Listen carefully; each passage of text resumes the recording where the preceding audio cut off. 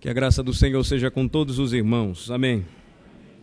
Vamos abrir a palavra do Senhor no Evangelho de Mateus, capítulo 3.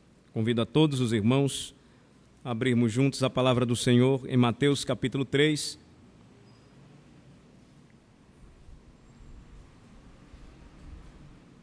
E peço aos irmãos que, se porventura a pessoa que está ao seu lado não tem a porção da palavra em mãos, que compartilhe da sua Bíblia, das boas novas do alto, com aquele que nos visita. Mateus capítulo 3, nós vamos dar prosseguimento à série de mensagens que tem por título o Evangelho do Rei. E hoje nós trataremos de uma pregação poderosa. Vamos chamar o título da mensagem desta noite de Pregação Poderosa. O ministério de João Batista começa a ser descrito aqui, quando lemos o Evangelho de Mateus, no primeiro momento, e há uma descrição extraordinária a respeito do João Batista, servo de Deus como profeta, e o seu ministério de pregação do Evangelho. Então, eu peço atenção, versículos de 1 a 12, serão lidos. Eu peço que atentamente os irmãos acompanhem. Naqueles dias apareceu João Batista pregando no deserto da Judéia e dizia: arrependei-vos, porque está próximo o reino dos céus. Porque este é o referido por intermédio do profeta Isaías. Voz do que clama no deserto, preparai o caminho do Senhor, endereitai as suas veredas. Usava João vestes de pelos de camelo e um cinto de couro. A sua alimentação eram gafanhotos e mel silvestre. Então saíam a ter com ele Jerusalém, toda a Judéia e toda a circunvizinhança do Jordão, e eram por ele batizados no rio Jordão, confessando os seus pecados. Vendo ele, porém, que muitos fariseus e saduceus vinham ao batismo, disse-lhes: raça de víboras, quem vos induziu a fugir da ira vindoura? Produzi, pois, frutos dignos de arrependimento. E não comeceis a dizer entre vós mesmos: temos por pai a Abraão, porque eu vos afirmo que destas pedras Deus pode suscitar filhos a Abraão. Já está posto o machado à raiz das árvores. Toda árvore, pois, que não produz bom fruto é cortada e lançada ao fogo. Eu vos batizo com água para arrependimento, mas aquele que vem depois de mim é mais poderoso do que eu, cujas sandálias não sou digno de levar. Ele vos batizará com o Espírito Santo e com fogo. A sua pá ele a tem na mão, e limpará completamente a sua eira. Recolherá o seu trigo no celeiro, mas queimará a palha em fogo inextinguível. Oremos ao Senhor. Senhor nosso Deus, estamos mais uma vez neste santuário, dedicado, edificado para louvar e engrandecer ao Senhor. Estamos mais uma vez aqui reunidos em Teu nome, e nesta hora, Senhor, desejamos mais uma vez aprendermos juntos da Tua Santa Palavra, ouvirmos aquilo que o Senhor tem para nós nesta noite. E rogamos ao Senhor que nesta hora os nossos entendimentos sejam esclarecidos, que os nossos corações recebam esta maravilhosa palavra, palavra do alto, palavra do Senhor, palavra de salvação. Ajuda-nos, ó Senhor Deus, a entendermos, à medida em que estudamos este Evangelho, a forma maravilhosa como o Senhor dirige a história e preparou tudo para a chegada do Messias prometido, o Senhor Jesus Cristo. Esta é a mensagem que ainda hoje, Senhor, os homens precisam ouvir com urgência, e precisam ouvir para que conheçam o verdadeiro Salvador e, crendo nele, sejam salvos. Abençoa-nos, ó Senhor, nesta hora, fazendo-nos vencer as limitações do tempo, as limitações da escrita, as limitações de entendimento, a dureza do nosso próprio coração. Oramos em nome de Jesus. Amém. Amém. O que nós já vimos até agora? Nós já vimos que nos primeiros 2 capítulos deste Evangelho, capítulos 1 e 2, Mateus nos revelou a grandeza de Cristo. Mateus nos revelou a grandeza de Cristo como o legítimo filho de Davi, descendência de Davi, aquele a quem até mesmo os magos do Oriente renderam adoração. Nós vimos isto. Aprendemos também que naqueles dias gloriosos, período dos reis, a Bíblia nos fala também que era muito natural que um rei tivesse um arauto. O arauto era um oficial a serviço do rei e a sua função era tão somente anunciar a sua chegada, proclamar a sua vinda, seu retorno das guerras, a sua apresentação ou a sua palavra para o povo, e não poderia ser diferente com relação ou com respeito ao Rei dos Reis. O que nós encontramos nos primeiros versículos do capítulo 3 é a apresentação ou a revelação de Mateus, a revelação bíblica neste evangelho, do maior de todos os arautos nascidos de mulher. É aqui que nós encontramos uma descrição a respeito daquele que veio para preparar o caminho ou a chegada do Rei dos Reis, o Senhor Jesus Cristo. Seu nome, João Batista. Então nós vamos hoje observar nosso objetivo, a nossa intenção não é tratar de toda a parte ou toda a seção lida, versículos de 1 a 12, mas já iniciarmos algo que nós vamos aprender aqui e que é maravilhoso a respeito do ministério de João Batista. Primeiramente, nós vamos ver algo a respeito da sua aparição, que foi repentina. Em segundo lugar, nós vamos ver algo a respeito da sua pregação poderosa. E em terceiro e último lugar, nós vamos analisar algo a respeito do seu ministério como um cumprimento das antigas profecias. Então, primeiramente, vamos ler juntos o versículo de número 1. No versículo de número 1, nós encontramos uma informação a respeito da aparição ou do aparecimento deste arauto do rei, João Batista. Vamos ler juntos. Naqueles dias, apareceu João Batista, pregando no deserto da Judéia, e dizia, até aqui. Então, o texto bíblico nos diz que João, ele iniciou o seu ministério, e a sua aparição, ela foi repentina. Mas isso não quer dizer que o relato dos evangelhos comprove e nos ofereça uma cronologia de sua vida e de seu ministério, de como tudo começou. Só para nós termos uma ideia, e é importante para entendermos o tempo em que este profeta, este arauto, anunciou a chegada do rei. João Batista, ele tinha apenas uma diferença pequena de idade com relação ao seu mestre, ao Messias, ao rei, de 6 meses aproximadamente, era a diferença entre João Batista, que nasceu primeiro, e depois Jesus Cristo. Agora, do mesmo modo que estes tiveram nascimentos próximos, o ministério de João Batista, ele se iniciou um tempo antes do ministério do Senhor Jesus Cristo. E este homem, a sua chegada, a profecia a respeito do seu nascimento, tudo o que o envolvia, já demonstrava ou mostrava ao povo quem ele haveria de ser. Por exemplo, marca em Mateus capítulo 3, e vamos voltar mais uma vez para Malaquias, um livro que estudamos recentemente juntos, Malaquias capítulo 3, versículo 1.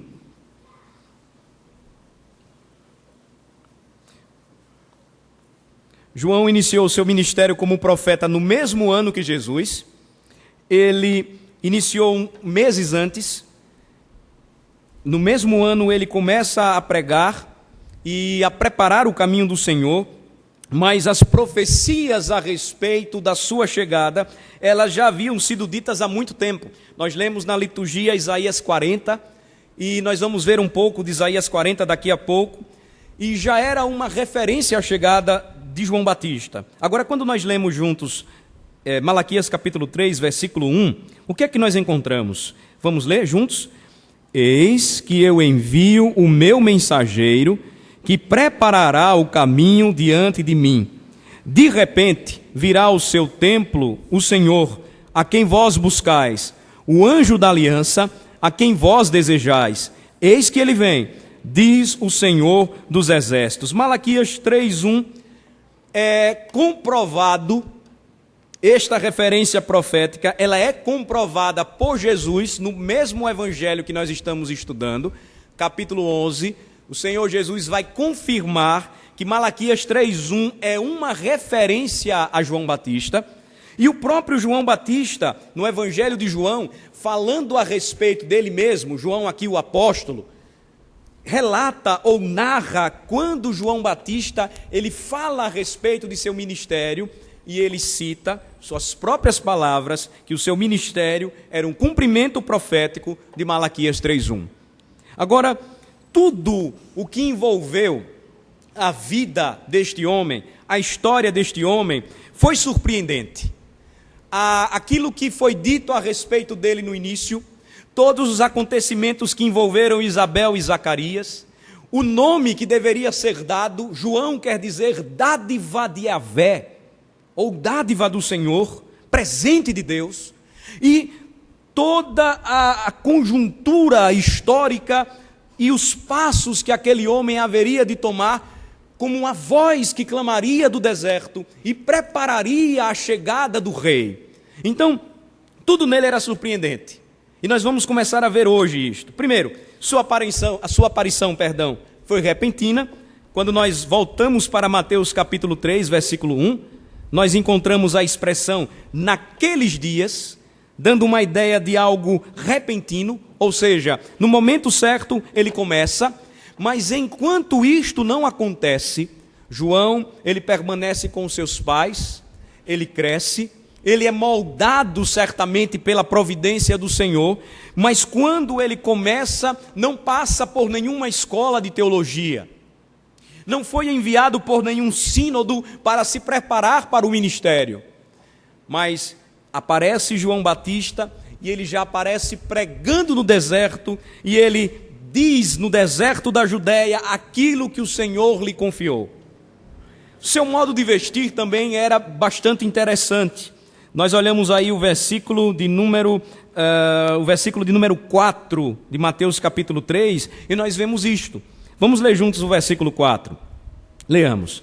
Usava João vestes de pelos de camelo e um cinto de couro. Então vejam só, ele tinha uma vestimenta diferenciada.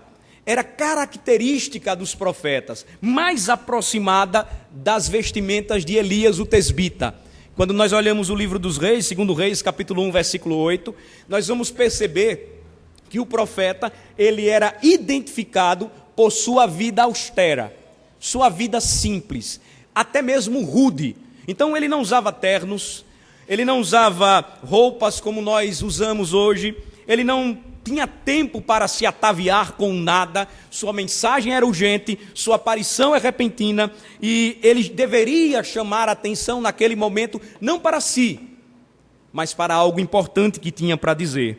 Então ele vestia pelos de camelos, ou uma roupa confeccionada de pelos de camelo, um cinto de couro para poder sustentar a sua roupa, e a sua alimentação também era bem estranha. Pelo menos uma parte aqui. Vamos ver o final do versículo 4. Sobre a sua alimentação diz o quê?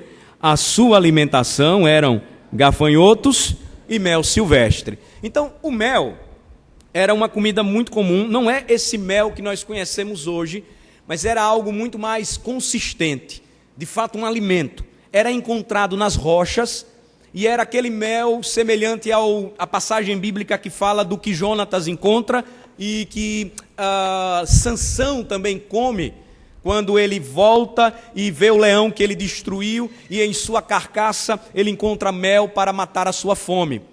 Agora, o que nos chama a atenção aqui é que ele comia gafanhotos.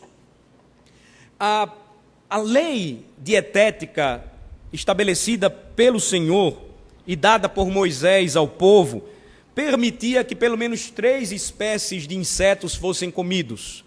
Todos eles eram classificados por gafanhotos. Então, tirava-se as pernas, poderia se fritar, poderia se cozer ou comer cru mesmo. Então, a gente acha estranho como é que um homem comia gafanhotos.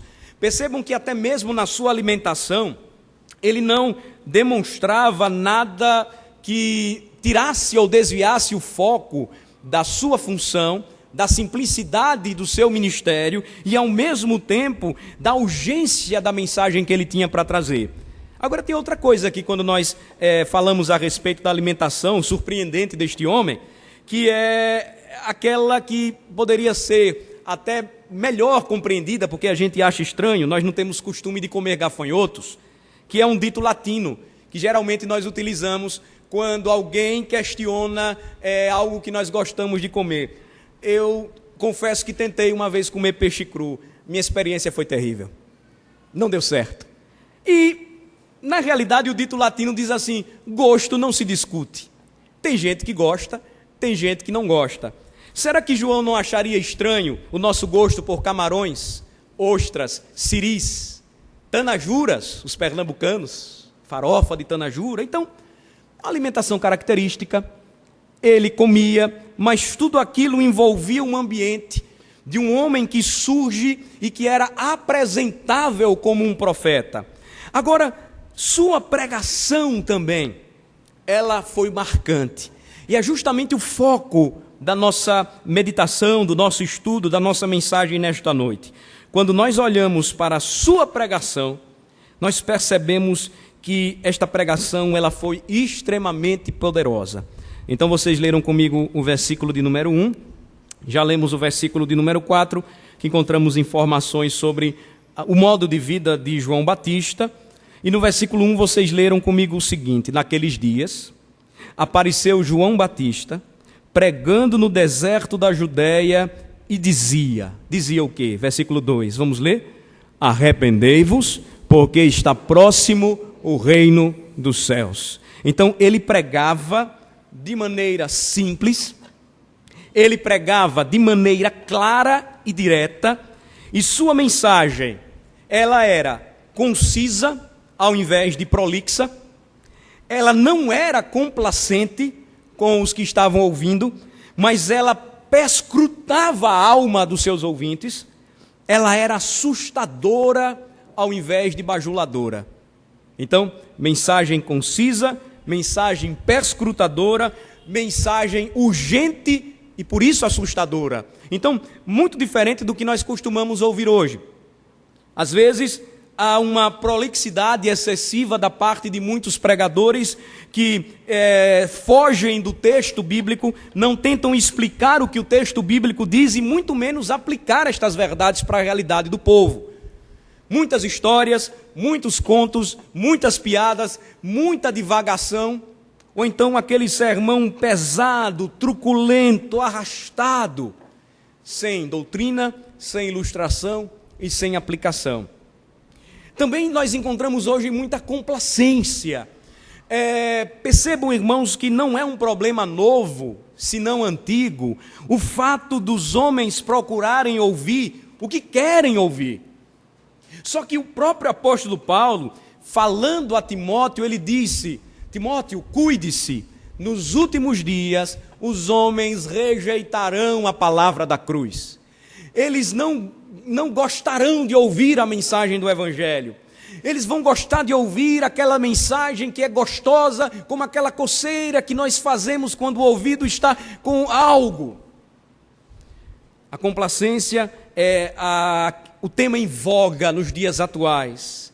Eu quero uma mensagem que me conforte. Eu não quero uma mensagem que me confronte. Mas lembrem-se, o nome de João, ele foi dado por Deus.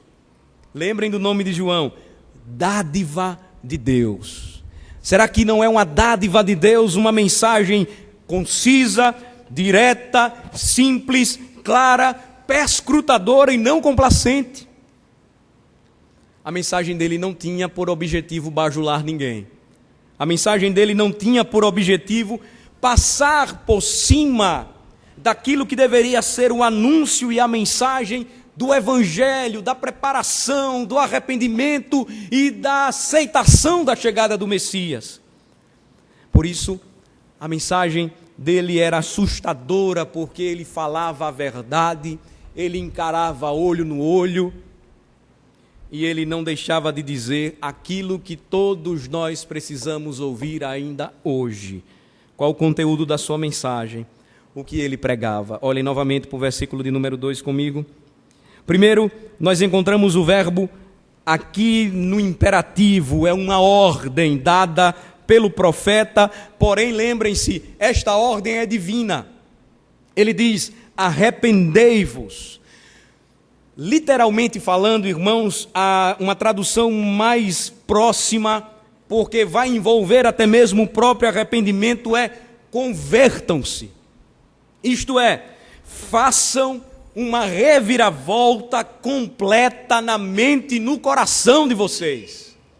Imaginem, um homem surge repentinamente, ele prega no deserto da Judéia, a sua pregação ela é confrontadora, a sua pregação diz, mudem de vida, a sua pregação diz, convertam-se. E a reação natural seria não receber pessoas para ouvir esta palavra. É o que muita gente pensa nos dias de hoje.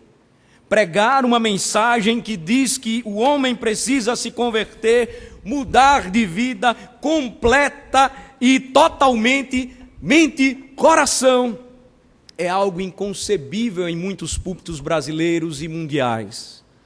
Mas a pura e simples mensagem da cruz é a mesma, ela não muda. E João Batista, então, ele disse, convertam-se, convertam-se.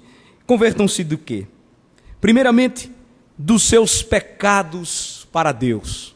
Vejam só, a narrativa bíblica vai nos mostrar o que o apóstolo João, o profeta João Batista, ele disse, ele fala a respeito de um abandono e de uma mudança de vida ou de mente, quando ele usa a expressão conversão. E esta expressão conversão, ela não deixa também de tratar do próprio verbo utilizado em nossas Bíblias, arrependimento.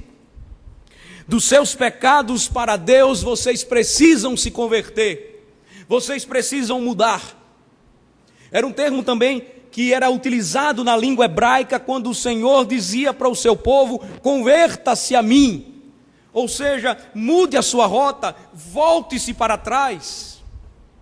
Ou deixe o caminho do pecado, o caminho da desobediência, o caminho da perdição.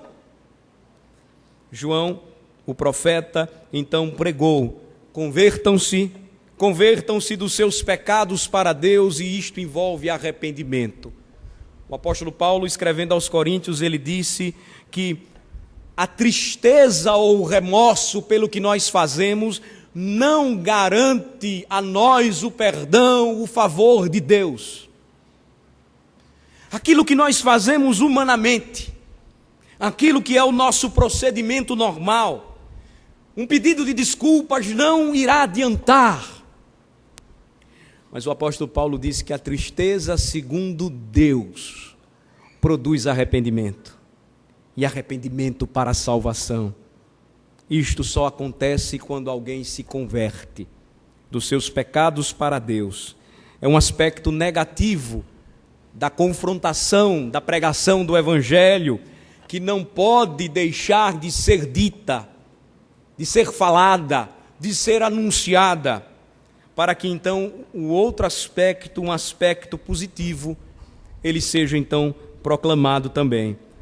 Converta-se envolve arrependimento, mas também envolve fé. Converter-se envolve arrependimento, mas também envolve fé. Leiam comigo o versículo de número 8 apenas, quando o profeta ele se dirige aos seus ouvintes, aqui em específico aos religiosos de seu tempo. Versículo 8, o que é que ele diz?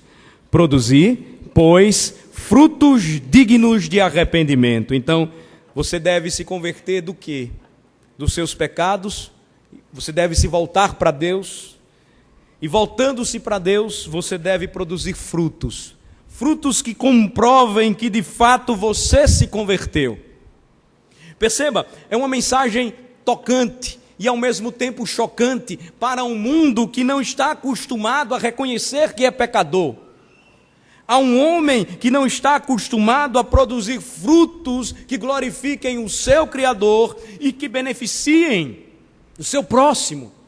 Porque o seu interesse, o seu desejo, a sua intenção sempre é buscar algo melhor para si mesmo, a sua própria felicidade. Somente convertendo-se dos seus próprios pecados e produzindo frutos dignos de uma pessoa, de fato, de um coração novo e modificado, é possível então encontrar a verdadeira felicidade e paz que o mundo não pode nos dar. João foi um pregador assim, e a sua pregação foi poderosa. João foi um pregador do juízo vindouro. Ele diz isso nos versículos 7 e 8, quando ele se dirige para os fariseus, e ele olha para eles, no versículo 7, ele vendo aqueles homens, muitos fariseus, muitos saduceus, que vinham receber o batismo, ele disse: raça de víboras, quem vos induziu a fugir da ira vindoura? Ele falava a respeito do juízo de Deus, e ele pregava esta verdade e esta realidade, porque a condenação que se aproximava, o juízo que se aproximava, só poderia ser evitado por meio de uma mudança radical do coração e da mente. Muitos acreditam que a chegada do Messias, ela veio para abrandar as coisas. Muitos acreditam que João Batista, ele foi duro demais, que João Batista, ele confrontou demais, que João Batista machucou demais os homens. Vejam só o que ele diz nos versículos 11 e 12. Eu não vou tratar deles ainda detalhadamente, mas só utilizando para a gente observar a gravidade e a seriedade da mensagem da palavra de Deus. Versículos 11 e 12, ele disse o quê? Vamos ler? Eu vos batizo com água para arrependimento, mas aquele que vem depois de mim é mais poderoso do que eu, cujas sandálias não sou digno de levar. Ele vos batizará com o Espírito Santo e com fogo. A sua pá ele a tem na mão e limpará completamente a sua eira. Recolherá o seu trigo no celeiro, mas queimará a palha em fogo inextinguível. João só fez aquilo que Deus lhe confiou. O profeta só preparou o caminho e a chegada do Senhor.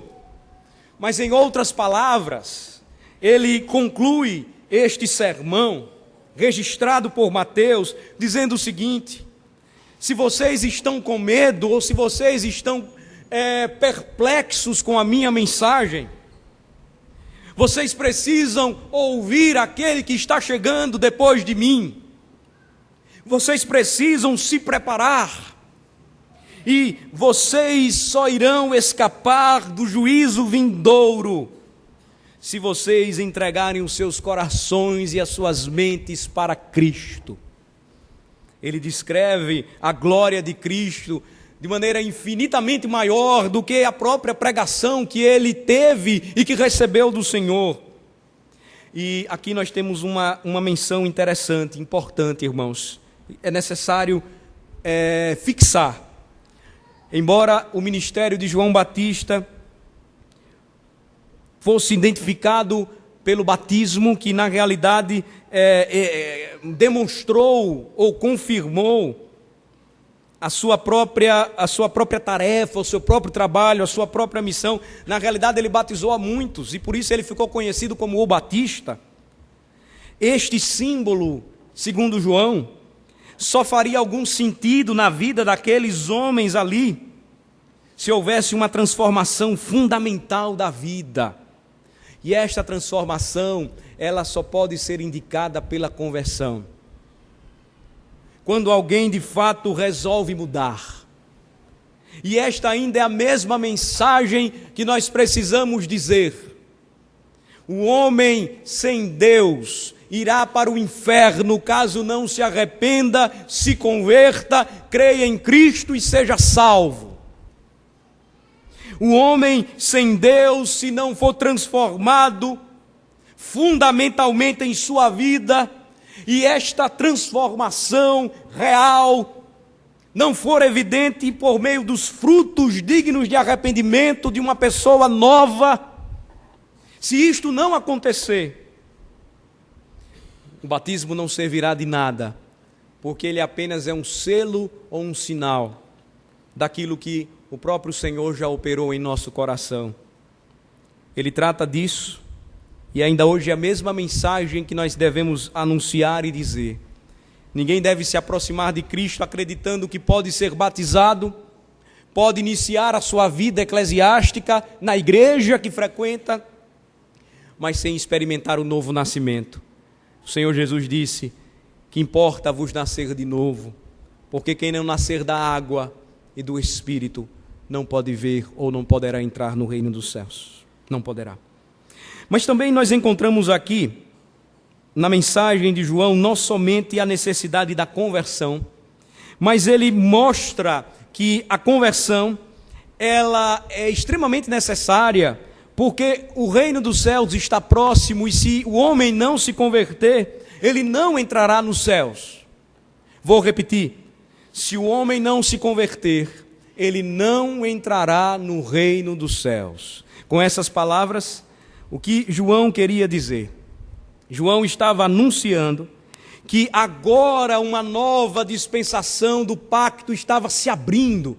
Na realidade, já havia se iniciado quando o Messias prometido, ele encarnou. Mas tudo estava se desenvolvendo, se desenrolando. Jesus haveria de iniciar o seu ministério. Jesus haveria de cumprir perfeitamente a lei. Jesus haveria de vir e trazer grandes e maravilhosas bênçãos para o seu povo. E estas grandes bênçãos, elas estavam reservadas para todos aqueles que, pela graça soberana do Senhor, confessassem os seus pecados, abandonassem suas vidas de desobediência e começassem a viver para a glória de Deus. O outro lado da moeda é que, se você não se convertesse, afirmava João, pregava João, com esta mensagem tão simples e concisa, que a condenação estava prestes a cair sobre os impenitentes, sobre os rebeldes, sobre os desobedientes. Deus estava prestes a se manifestar de uma forma muito mais ativa. Ele estava prestes a se manifestar e revelar a sua glória, a glória que ele tinha nos céus e que agora manifestava na pessoa do seu Filho, para a salvação àqueles que crescem, mas para a condenação àqueles que rejeitassem a sua mensagem.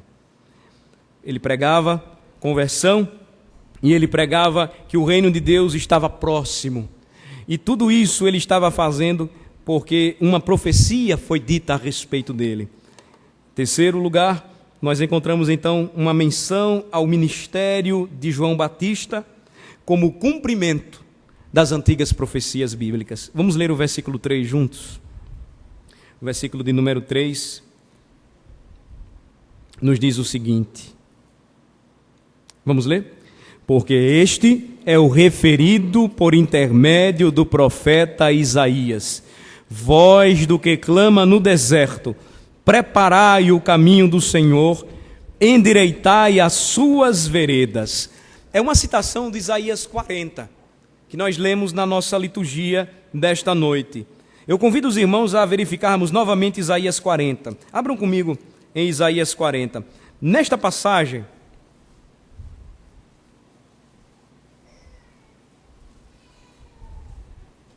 onde nós encontramos esta profecia, há uma retratação aqui, há uma descrição simbólica do Senhor chegando com o propósito de libertar o seu povo, que estava sofrendo por muito tempo escravidão na terra de Babilônia. Então, Isaías 40, aqui retrata simbolicamente a chegada do Senhor, e a chegada do Senhor, ela tem um propósito específico: guiar o seu povo à sua terra, novamente, de volta à terra, com grande júbilo, com grande alegria. Então, como é que isto deveria acontecer? O retorno do Senhor para resgatar o seu povo, ele se daria entre a terra da Judéia, a Palestina e a Babilônia. Entre estas duas terras se encontrava justamente o deserto da Síria. Então, quando nós olhamos para Isaías 40, versículos de 1 a 5, nós lemos e experimentamos uma profecia antiga que fala a respeito da redenção e da libertação promovida pelo Senhor. O título aí em nossas Bíblias diz: O Senhor vem. E olhem só o que diz a palavra de Deus, a partir do versículo 1. Consolai, consolai o meu povo, diz o vosso Deus. Falai ao coração de Jerusalém, bradai-lhe que já é findo o tempo da sua milícia, que a sua iniquidade está perdoada, e que já recebeu em dobro das mãos do Senhor por todos os seus pecados. Vós, do que clama no deserto, preparai o caminho do Senhor, endireitai no ermo a vereda do nosso Deus. E aqui há uma menção a como isto deveria acontecer. Versículo 4, todo vale será aterrado, nivelados todos os montes e outeiros. O que é torto, tortuoso, será retificado, e os lugares escabrosos aplanados. A glória do Senhor se manifestará, e toda a carne haverá, pois a boca do Senhor o disse. Então, esta figura do arauto de Isaías 40 é aplicada agora por Mateus ao João Batista, ao profeta João, como o arauto de Cristo. E quando ele diz, eu sou a voz, nós percebemos que João, ele endossa esta interpretação, como eu falei a vocês no Evangelho do apóstolo João, capítulo 1. Jesus igualmente endossa esta informação, dizendo que ele de fato era aquela voz de Isaías 40, e isso se revelou no passado, que de maneira maravilhosa descrita aqui esta revelação, que mostra que a libertação do Senhor concedida aos judeus, ela era apenas uma figura de uma libertação muito maior, muito mais gloriosa, que estaria reservada para todos quantos aceitassem a Cristo como seu Salvador. Então percebam, em outras palavras, a profecia de Isaías, referente à voz que clamava, não teve um cumprimento pleno naquele período. Não teve um cumprimento pleno quando o profeta antigo recebeu uma palavra de consolo para um povo cativo. Mas até a chegada do precursor do Messias, tudo estava sendo preparado para que o próprio Senhor Jesus Cristo entrasse em cena. Por isso que Mateus ele usa e ele mostra estas passagens, dando a entender a cada um que lesse que a aplicação de Isaías 40 ela só alcança o seu sentido pleno no profeta João Batista. E isso se torna evidente porque ele estava pregando justamente no deserto.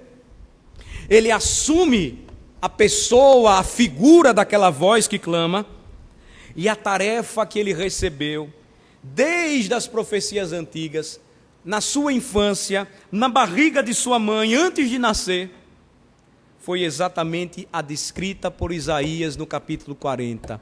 Ele seria um pregador da justiça, ele seria um arauto do rei, ele anunciaria a voz do Senhor ao povo, e ele não faria nada mais do que isso. Quando questionaram se ele era o próprio Cristo, ele disse, eu não sou, eu nem sou digno de desamarrar as suas sandálias. Quando ele mesmo viu a figura, a pessoa gloriosa do Messias andando pela Galileia, o seu sentimento foi, eu fiz tudo, mas não mais do que a minha missão. E quando ele contempla o Senhor da glória, a sua expressão que ficou tão maravilhosamente conhecida é, eis o Cordeiro de Deus, que tira os pecados, ou que tira o pecado do mundo. ele deveria não somente anunciar a vinda e a presença de Cristo, mas ele deveria também exortar o povo a preparar o caminho do Senhor. Há algo aqui interessante, literalmente, deserto é deserto. Literalmente, aquilo que é mencionado aqui era o caminho de volta de Israel para a Palestina, da Babilônia para a Palestina. Mas quando se aplica a Cristo, e João diz: vocês agora é que devem aterrar o vale, vocês agora é que devem nivelar os montes, vocês agora é que devem retificar o caminho que está torto, aplanar o lugar escabroso. Ele queria dizer que os homens, pela graça e pelo poder de Deus, deveriam efetuar uma mudança completa em suas mentes e corações. Aquilo que nós já falamos anteriormente. Eles deveriam se converter. Converter-se significaria preparar o seu coração para a chegada do Messias. Eles deveriam endireitar as suas veredas. Fazendo isto, eles iriam proporcionar ao Senhor um livre acesso ao seu coração e sua vida. Às vezes nós pensamos, mas então isso quer dizer que compete ao homem fazer tudo isso, tomar essas decisões? Lembrem-se do que disse inicialmente. Os homens só poderiam fazer isso pela graça e o poder de Deus. E quando eles entendessem e eles compreendessem esta graça maravilhosa em suas vidas, operando em seus corações, eles seriam salvos, porque de fato o Espírito promoveria uma mudança completa em suas vidas, suas veredas seriam direitas ou endireitadas. E quando alguém se converte, irmãos, ele se converte porque já experimentou o novo nascimento. Alguém que nasce de novo não resiste a Cristo. Alguém que nasce de novo sente o seu coração inflamar, queimar, arder de um desejo maravilhoso, glorioso, cheio de amor por Jesus Cristo. Qual é a consequência natural? Ele abre o seu coração e ele recebe o Senhor e o Redentor. João Batista, com esta mensagem, queria dizer ao povo que eles deveriam endireitar o que antes era torto, o que não estava alinhado com a santa vontade de Deus. E eu pergunto, irmãos, não é a mesma mensagem poderosa que precisamos anunciar ainda hoje? Não é a mesma mensagem que diz que nós precisamos eliminar todos os obstáculos, os entulhos que impedem a passagem, o caminho do Redentor até nós? A mesma mensagem e a pregação de hoje, da cruz, do Evangelho cristocêntrica, não é aquela que diz que tais obstáculos como justiça própria. Eu sou bom demais, pastor, para precisar de um Salvador. Falsa segurança de salvação. Nós temos por pai a Abraão. Meu pai é crente, minha mãe é crente. Eu venho para a igreja, pastor, eu dou o dízimo, eu oferto, eu estou aqui, o que é que o Senhor quer mais de mim? Eu não quero mais nada de você, quem sou eu? Mas o Senhor quer o seu coração. A mensagem do Evangelho, irmãos, nos convida a endireitar o que antes estava torto. E isto implica em eliminarmos da nossa vida a avareza, que é o apego louco, desenfreado pelo materialismo dos nossos dias, a crueldade, a calúnia. Em outras palavras, de uma forma bem prática, João o Batista, em Lucas capítulo 3, verifiquem comigo, vamos para lá. Lucas capítulo 3, ele diz o seguinte, vejam só, Lucas capítulo 3, versículos de 10 a 14. Notem que esta mensagem simples, concisa, sem arrudeios, direta, sem bajulação. Ela produziu frutos no ministério de João Batista. Lucas capítulo 3, a partir do versículo 10, preste atenção. Depois que ele prega, então as multidões o interrogavam, dizendo: o que havemos, pois, de fazer? É a melhor pergunta que nós podemos ouvir após pregar um sermão. Então a resposta de João foi: quem tiver 2 túnicas, reparta com quem não tem. E quem tiver comida, faça o mesmo. Foram também publicanos para serem batizados e perguntaram-lhe: mestre, que havemos de fazer? Respondeu-lhes: não cobreis mais do que o estipulado. Vocês não podem extorquir. Também os soldados lhe perguntaram: e nós, que faremos? Ele lhes disse: a ninguém maltrateis, não deis denúncia falsa, e contentai-vos com o vosso soldo. Contentai-vos com o vosso salário. Tanto em Isaías, irmãos, como na pregação de João, o deserto, através do qual se deve preparar um caminho para o Senhor Jesus, é, em última análise, o nosso próprio coração.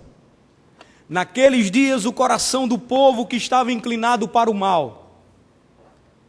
Nos dias atuais não é diferente.